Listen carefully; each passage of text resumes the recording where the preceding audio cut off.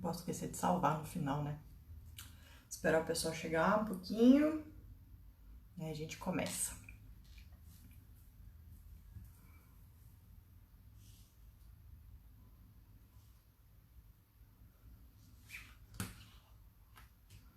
Conferir se meus slides estão na ordem certa. Acho que estão. É isso aqui. Tá certinho. Oi, Vivi, tudo bom?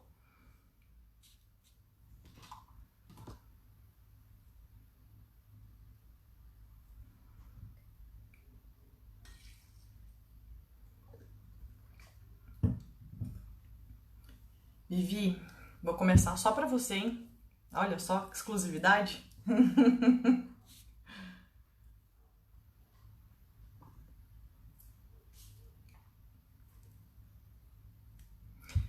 Bom, vamos começar?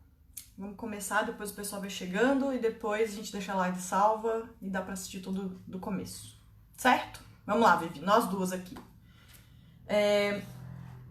Queria, né, pedir desculpa pela semana passada, que eu tive meu probleminha com o meu celular, né?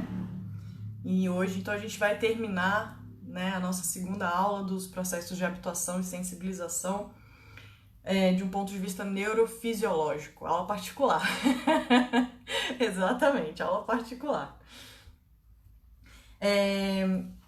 Vamos dar só uma relembradinha, então, nos processos de habituação que a gente falou na aula passada. É questão de um minutinho só pra gente, né, acertar o mindset aqui e a gente dar uma relembrada no que a gente falou.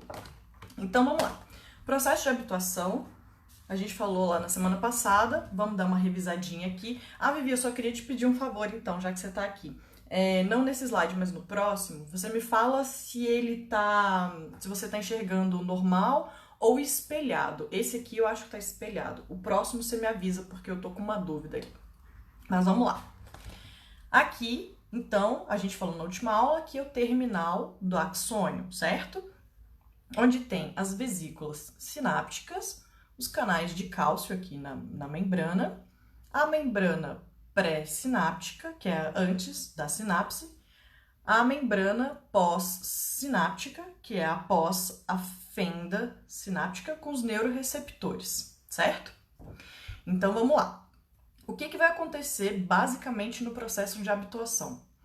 No processo de habituação, você vai ter um menor influxo de cálcio para dentro do meio intracelular, e essa menor quantidade de cálcio vai empurrar uma menor quantidade de vesículas sinápticas para a membrana pré-sináptica. Quando esse cálcio entra, o que acontece mesmo? Ele empurra essas vesículas para a zona que a gente chama de zona de ação, que é quando elas vão se fundir na membrana pré-sináptica, liberando esses neurotransmissores na fenda sináptica, e esses neurotransmissores vão se ligar aos neuroreceptores lá do outro lado e vão ou inibir o processo que estiver acontecendo ou estimular. Então, esse processo vai continuar lá para frente ou ele vai ser inibido. Isso vai depender da quantidade de neurotransmissores que vai ser jogada aqui na fenda, da quantidade de canais abertos, da quantidade de íons que vão entrar para dar sequência ou não ao potencial de ação. O que é o potencial de ação? É o impulso elétrico. É a mesma coisa, é só um nome diferente, que é o nome que usam hoje em dia.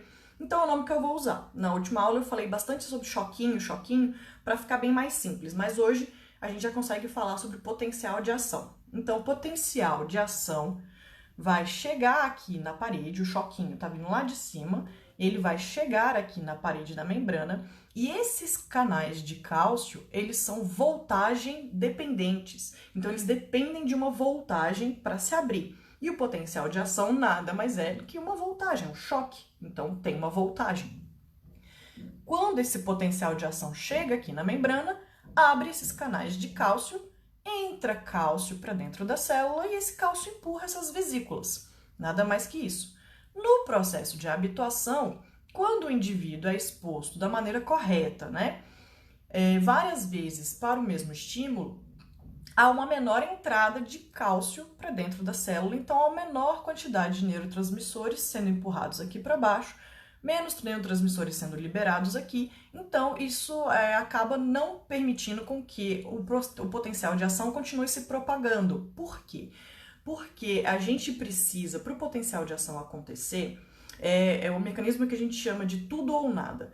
Ou a gente atinge um limiar ali mínimo de voltagem, ou para ele acontecer, ou ele não acontece. Esse limiar, ele, se eu não me engano, ele é aproximadamente menos 48, menos 50 milivolts, porque lá dentro da célula a gente tem uma carga negativa e do lado de fora a gente tem íons positivos. Então a entrada e saída desses íons é o que vai criando essa diferença de potencial entre positivo e negativo e é o que permite que aconteça esse potencial de ação.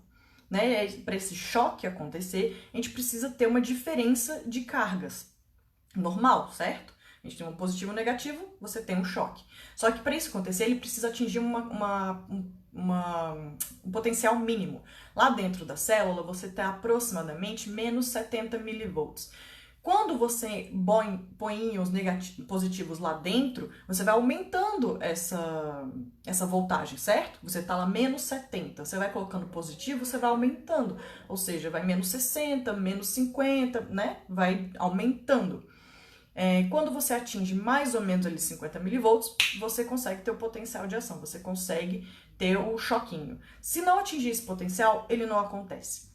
Então, se você está aqui, não tem neurotransmissor suficiente para fazer abrir esses neuroreceptores suficiente para entrar íons suficientes para atingir aquele limiar, se você não tem isso, o potencial de ação não acontece. Então, se você tem pouco cálcio entrando, poucos neurotransmissores sendo liberados aqui, poucos neuroreceptores vão se abrir, poucos íons vão entrar. Então, provavelmente, aquele limiar não será atingido e esse potencial de ação não vai acontecer no próximo neurônio, ou seja, o choquinho não vai adiante. Aquela ação é inibida ali, naquele momento. O que acontece na habituação é basicamente isso. Menos cálcio para dentro, menos neurotransmissores sendo liberados aqui. Como que isso acontece? Aí existem teorias, não se sabe ao certo como que isso acontece o processo. Se sabe que ele é assim, mas o motivo não se sabe ao certo. Teorizam que, uma coisa que eu acho que até que faz bastante sentido, que após inúmeras repetições da exposição desse estímulo não nocivo, você vai ter menor quantidade de cálcio aqui no meio extracelular, porque você fez isso várias vezes, entrou bastante cálcio, agora não tem mais tanto cálcio para entrar. Menos cálcio disponível no meio extracelular, então menos cálcio vai entrar aqui no terminal sináptico, naturalmente, certo? Outra teoria é que esses canais de cálcio, após essas inúmeras repetições, eles vão ser, mais ou menos, entre aspas, dessensibilizados. Então, eles vão se abrir menos. Se abrindo menos, vai entrar menos cálcio. Não se sabe ao certo como isso acontece, se sabe que isso acontece e essas são teorias. O processo de habituação é esse, né? Relembramos, tudo certinho, não é algo tão complexo, não é algo tão difícil. Hoje, e aí Vivi, você me fala desse aqui, tá? Hoje a gente vai falar sobre o processo de sensibilização, que é um pouquinho mais complexo. E eu trouxe, que eu esqueci de trazer na última aula, o esqueminha da Aplysia californica, que é aquele molusco que eu mencionei na última aula. Que todo aquele sistema ali de habituação a gente viu foi baseado nesse molusco aqui, nesse bicho. Como esse slide é na horizontal, fica muito longe, eu vou virar aqui na vertical, só pra gente conseguir aproximar aqui. Isso. Tá vendo? Ele parece até uma lesma, assim, um caracol, é um bichinho meio estranho. É bem feinho, tadinho, é um bichão grande, esse negócio é grande. Aqui tem a cabeça da Aplysia, aqui a cauda e aqui a parte abdominal. Essas paredes aqui, assim, elas são moles, assim, são tipo umas como é que chama aquele trem? Umas barbatanas, assim. Então, aqui é como se você tivesse aberto, sabe? Segurando aqui, assim, as laterais para conseguir ver aqui no meio. E o que a gente tem aqui no meio? É uma estrutura que eu mencionei na última aula. Ah, sim, né? Ótimo, não, só para saber, porque dessa vez eu imprimi espelhado. Então, se eu olhar aqui, tá tudo espelhado, mas aí na câmera tá funcionando, então é isso que importa. Ótimo, deu certo então o que eu estava precisando fazer. Obrigada, Vivi. Então aqui a gente tem as estruturas abdominais. Aqui, esse cano aqui é o sifão E esse pedaço aqui parece um cérebro, uma coisa assim, isso aqui é a guélria da aplísia. E o que acontece? Na habituação, eles encostam aqui no sifão com um pincelzinho. É um estímulo não nocivo, é só um estímulo tátil. Eles encostam aqui nesse sifão e quando eles encostam aqui, a guélria se contrai. Aqui no sifão a gente tem um neurônio sensorial, que ele recebe essa informação de tipo, eita, estão encostando em mim. E aí ele manda uma resposta para o neurônio motor aqui da guélria de contração. É a mesma coisa que quando a gente põe a mão em algo quente, no fogo, e a gente recebe através do neurônio sensorial a informação que, eita, vai queimar, isso aqui vai te machucar, tira a mão. Então a gente contrai o músculo. Recebe pelo sensorial, emite pelo motor, a resposta. É isso aqui que acontece com a aplísia. Encosta aqui no sifão, ela fala, opa, peraí. Aí ela contrai a guélria. Mas como ela percebe, após inúmeras repetições, ela percebe que isso aqui não é nocivo, é só um estímulo tátil, só tô encostando. Então essa resposta vai diminuindo. Primeiro ela contrai mais forte e por mais tempo, depois ela solta, e aí com o tempo ela vai diminuindo essa resposta.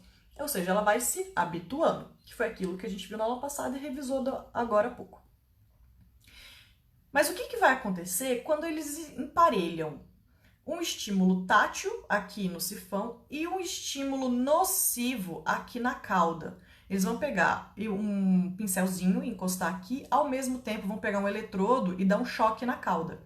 Eles vão fazer assim, né, encostar, dando choque, e o que vai acontecer? Como é um estímulo aversivo, né, um estímulo nocivo, que vai causar alguma lesão, um dano, essa guélria vai se contrair violentamente. Ele vai emitir uma resposta que a gente chama de resposta sensível, que é uma resposta muito mais violenta, né, uma resposta muito mais forte, uma resposta que foi sensibilizada pela presença desse estímulo nocivo na cauda. Eles vão pegar um único choquinho, uma vez um choquinho, e o estímulo tátil. Encostar, contraiu forte. Depois disso, eles vão retirar o eletrodo, vão tirar o choque e vão só voltar a encostar com o pincel. O que eles percebem? Que depois que eles deram o choque, quando eles encostam novamente com o pincel aqui, a guélria dá a mesma resposta sensível. Ela se contrai violentamente, como se ela estivesse tomando outro choque, mas dessa vez ela não está. Quando eles apresentam um único choquinho aqui na cauda da aplísia, emparelhada aqui com o estímulo tátil, e depois eles ficam encostando aqui, ela vai emitir essa resposta sensível durante aproximadamente 1 hora. Durante 1 hora, se você for lá encostar, ela vai emitir a mesma resposta como se ela estivesse tomando outro choque, apesar de não estar. Aproximadamente depois de 1 hora, se você der um único choque, essa resposta vai começar a diminuir, essa resposta sensível vai começar a diminuir. E se você continuar encostando ali com o pincelzinho só no sifão, ela vai voltar a se habituar novamente, vai diminuir e vai voltar para o processo de habituação. Foi o único estímulo nocivo e ponto final. Agora, se você continuar apresentando esse estímulo nocivo durante algumas vezes, fizer algumas repetições, o que eles chamam de treino, você vai aumentar a duração dessa resposta sensível. Então, por exemplo, se com um único choque, depois você encostava lá e ele ficava sensível por aproximadamente 1 hora, se você fizer, por exemplo, 4 choquinhos no intervalo de 1 hora, você vai lá e dá 4 choquinhos, essa resposta já vai aumentar para alguns dias. 2, 3 dias, 4 dias. Se você fizer a apresentação do choquinho durante um intervalo de tempo maior, por exemplo, durante dias, todo dia você vai lá no intervalo de 1 hora, vai dar 4 choquinhos, no dia seguinte 4 choquinhos, no dia seguinte, você vai conseguir aumentar essa resposta sensível a até 20 dias, 30 dias, 2 meses, depende. Essa resposta pode durar meses, pode durar semanas e pode durar anos. Isso depende da complexidade também do sistema nervoso desse indivíduo. Porque aqui a gente está tratando de um molusco, que tem um sistema nervoso muito mais simples. Tanto é que, por essa simplicidade do sistema nervoso deles, que a gente estuda os moluscos. Porque é mais fácil de separar e isolar as áreas do sistema nervoso do que seria com a gente. Mas quando a gente pega para indivíduos mais complexos, essa resposta pode durar muito mais tempo, porque esse mecanismo já fica muito mais aprofundado. E o que acontece aqui a nível molecular? Vamos pegar aqui para explicar o que está acontecendo lá dentro, que é isso que interessa pra gente, né? Aqui tem um esqueminha só para mostrar mais ou menos como é que é a ligação dos neurônios aqui na aplísia. Aqui a gente tem o sifão e aqui a cauda. O sifão está ligado a um neurônio sensorial, naturalmente, e esse neurônio sensorial ligado a um neurônio motor, que está ligado aqui na guélria. Aqui a gente tem a cauda está ligada a um neurônio sensorial, e é aqui que entra o pulo do gato. Esse neurônio sensorial está ligado a um interneurônio modulatório. Isso vai ser importante. Na última aula, lembra que eu falei que a gente tinha 3 tipos de neurônio? O sensorial, o motor e os interneurônios. Na última aula eu não falei sobre os interneurônios porque não era pertinente pra gente lá. Mas agora é pertinente aqui, porque é os interneurônios que vão fazer parte significativa desse processo de sensibilização. Então, a gente tem aqui também o sensorial ligado a um interneurônio ligado ao motor. Aqui é a mesma coisa. Sensorial, interneurônio, neurônio motor ligado à guélria. E o que a gente vai ver é isso aqui. A gente vai dar um zoom nesse processo aqui, na ligação do neurônio sensorial com o neurônio motor e o interneurônio modulatório com o neurônio motor. A gente vai dar um zoom bem nessa parte aqui.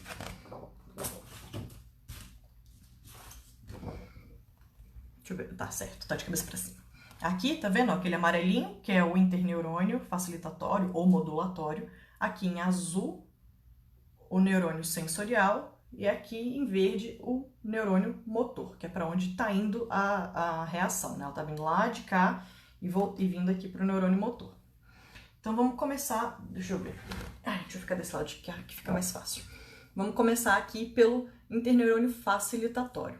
O que vai acontecer quando a gente dá o choque na cauda da aplísia?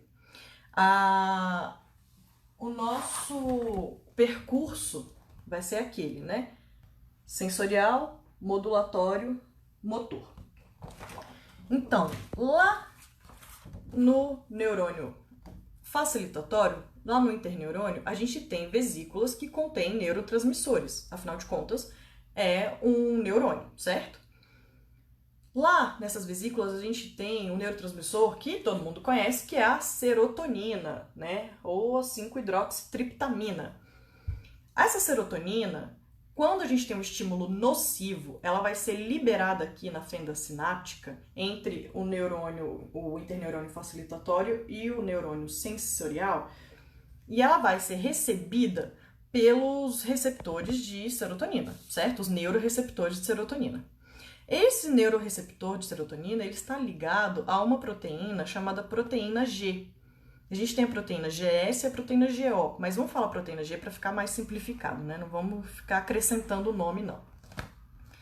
Essa proteína G, ela vai se acoplar a essa enzima aqui chamada adenilciclase. Deu uma embaçada, né? Deixa eu ver se melhora agora.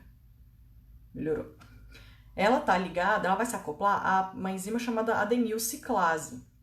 Essa adenilciclase, ela vai converter o ATP, lembra do ATP de quando a gente fazia aula de biologia lá no ensino médio? Ela vai converter o ATP, a adenosina trifosfato, em AMP cíclico, que é a adenosina monofosfato. Ela vai tirar fósforo desse ATP, liberar energia e produzir esse AMP cíclico. Tem um Czinho aqui antes, tá vendo? Esse AMP cíclico, ele é um que a gente chama de segundo mensageiro. Ele é responsável por um monte de reação. Não vou entrar nesse detalhe, porque é muita coisa. Se for falar só sobre o AMP cíclico, a gente vai ficar uma aula aqui. Mas o que ele faz aqui que é importante? Ele vai se ligar a essa outra proteína aqui que chama proteína quinase A. Essa é uma proteína muito importante. E ela é composta de 4 subunidades, né? 2 subunidades regulatórias, que são essas gordinhas aqui, e 2 subunidades catalíticas, que são essas menorzinhas aqui, ó, esses pequenininhos aqui, esses feijãozinhos. O AMP ele vai se ligar a essas subunidades regulatórias, separando das unidades catalíticas. Quando essas subunidades catalíticas ficam livres, o que elas vão fazer? Elas vão lá nos canais de potássio, vão fosforilar, colocar fósforo aqui nesses canais de potássio. E o que vai acontecer quando essas subunidades catalíticas fosforilam os canais de potássio? Ele fica fechado por mais tempo. Então, quando o potencial de ação chega aqui, lembra que a gente falou que os canais de cálcio são voltagem dependentes? Eles dependem dessa voltagem para se abrir. Quando o potencial de ação chega aqui, quando o choque chega, eles vão se abrir. E como é que eles se fecham? Como é que essa despolarização cessa?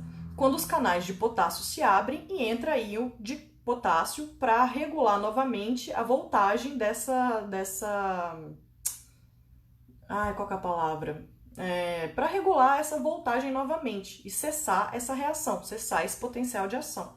Só que como essas subunidades fosforilaram esses canais de potássio, eles vão ficar fechados por mais tempo. Ou seja, a despolarização desse terminal, o potencial de ação, ele vai segurar ali por mais tempo. E quanto mais tempo ele ficar acontecendo aqui, mais tempo esses canais de cálcio vão ficar abertos.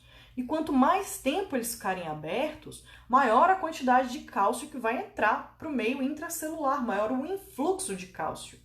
E como a gente viu lá no processo de habituação, quanto mais cálcio tiver aqui dentro, mais membranas, mais vesículas vão ser empurradas até a membrana pré-sináptica e vão se fundir aqui nessa membrana, liberando esses neurotransmissores aqui nessa fenda sináptica. Quanto mais neurotransmissores tiver nessa fenda sináptica, mais neuroreceptores vão ser abertos e maior quantidade de íons vão entrar aqui. Então esse potencial de ação vai continuar. Quanto mais cálcio tem aqui dentro, maior a reação. Quanto menos, menor, né? Menos cálcio habituação, mais cálcio agora sensibilização. Até aqui, tudo bem? Essa aqui é a sensibilização de curto prazo. É isso aqui que acontece quando você dá um choque na cauda da apísia.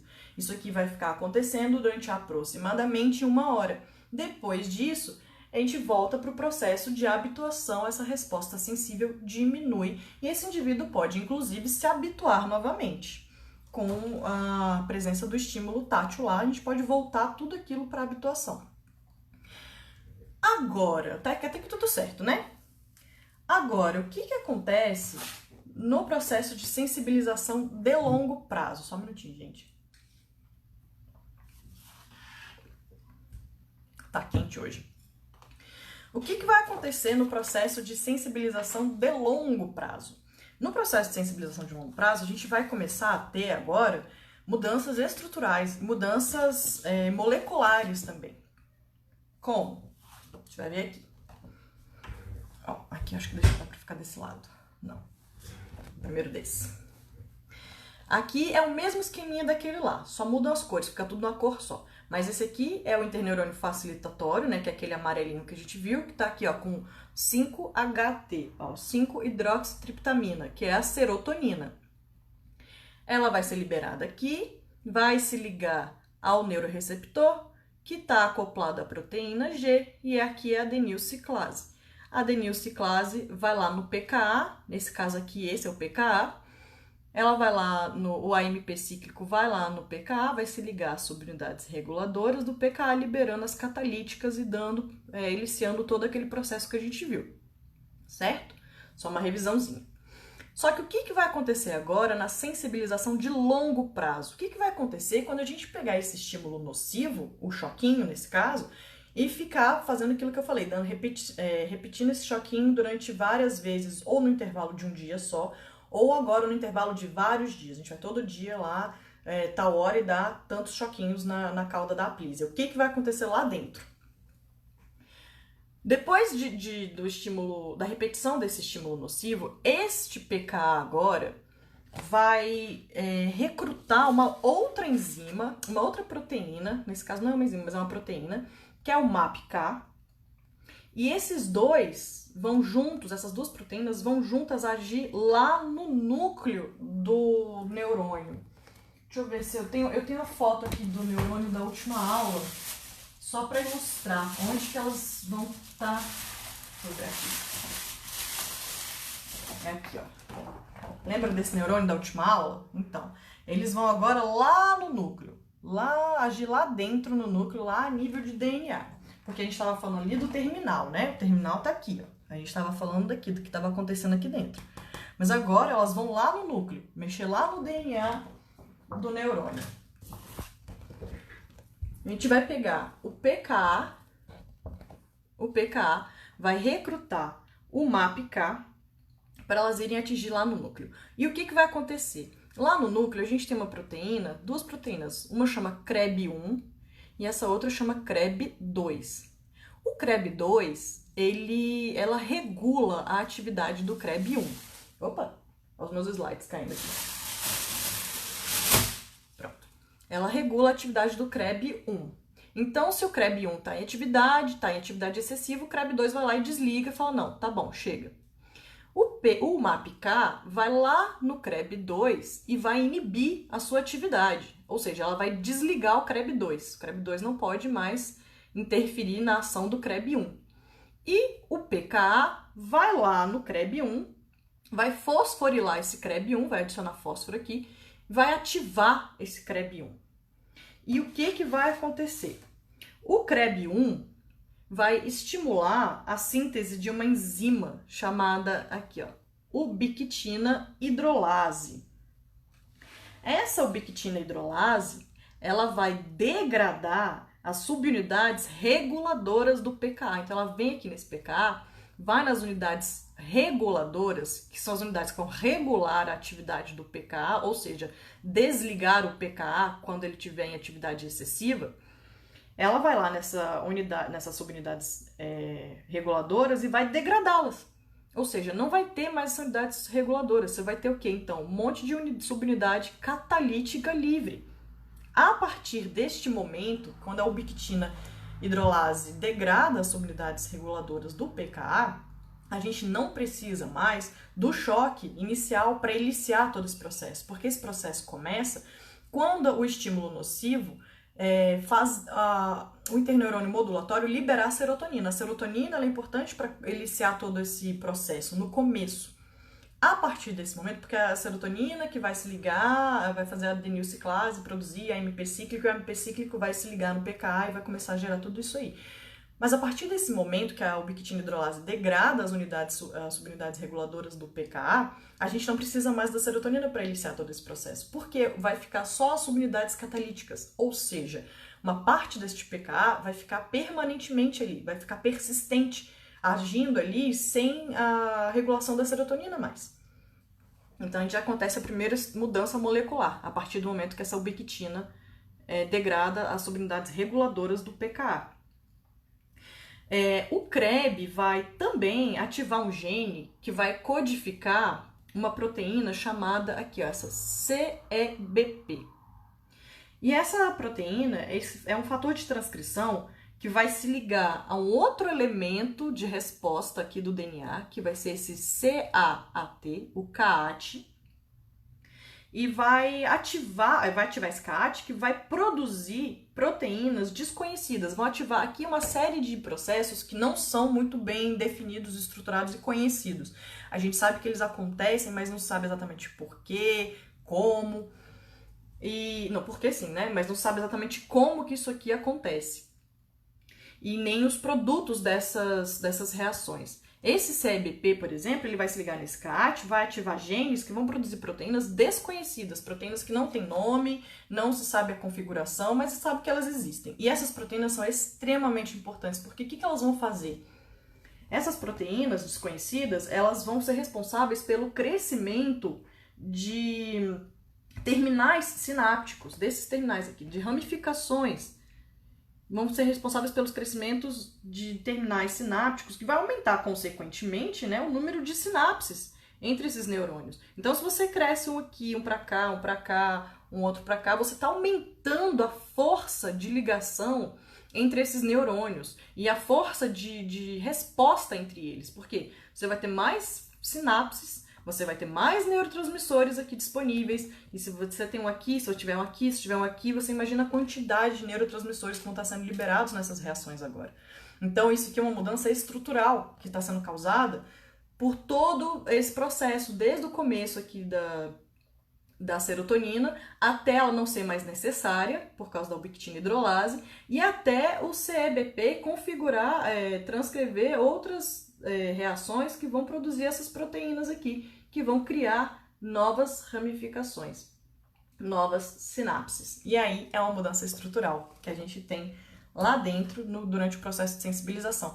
Essas mudanças estruturais dos neurônios, isso a gente também chama de neuroplasticidade, que é a capacidade do cérebro de se moldar, digamos assim, dependendo de quanto a gente usa ou não, e dependendo também da emoção que está acoplada ali naquele processo. Então, por exemplo, se você estuda muito uma matéria, você cria esse tipo de mudança estrutural, que vai aumentar a força de ligação entre aqueles neurônios, entre aquela rede neural que você está ativando daquela matéria que você está estudando.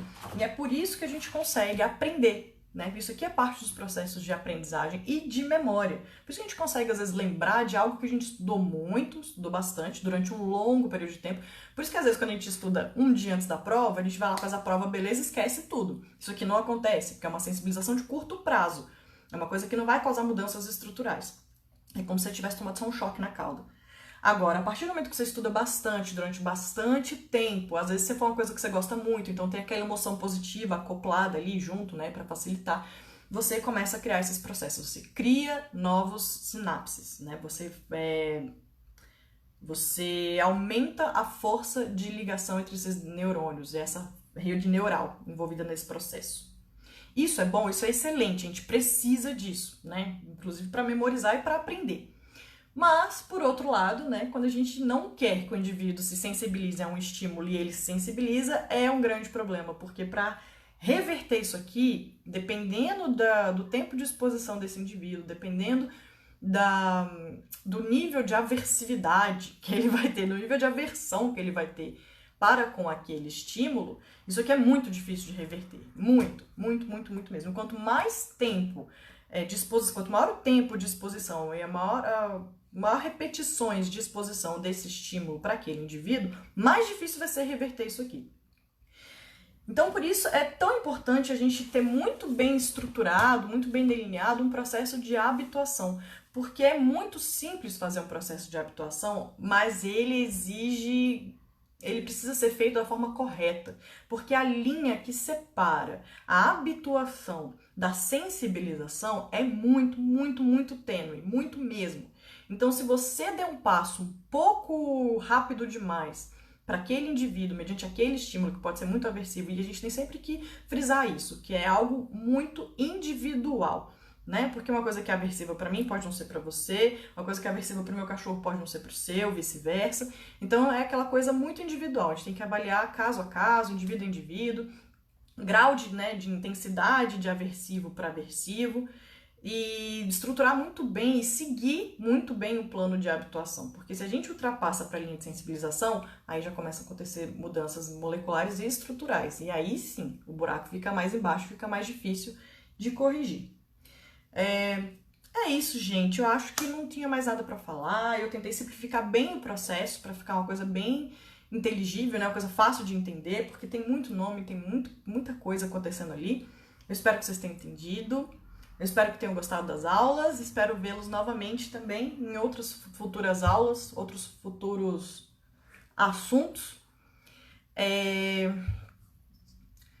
Deixa eu ver aqui. Marília tá perguntando: quando fazemos a dessensibilização, essas estruturas mudam ou não? É uma excelente pergunta essa, Marília. Então, depende. Depende do tempo de exposição desse indivíduo mediante esse estímulo. Por quê? Como é que eu vou explicar isso de uma forma simples? De uma forma simples, agora eu vou ter que pensar, Marília, porque senão a gente vai entrar numa parte meio complexa aqui para eu tentar explicar isso. Eu posso, então, te escrever, te mandar a resposta, porque eu preciso pensar um pouquinho para simplificar, porque é um processo muito complexo. Eu demorei muito para estruturar essa aula, porque toda hora que eu tava falando, eu falei, gente, agora isso aqui tá muito difícil, vamos voltar e simplificar de novo. Então, eu posso te mandar a resposta por escrito, acho que fica mais fácil, tá bom? Porque aí eu tenho tempo de simplificar todo o esquema. É isso, gente. Obrigada por tudo, obrigada pela companhia, espero que tenham gostado. Um beijo e até a próxima aula.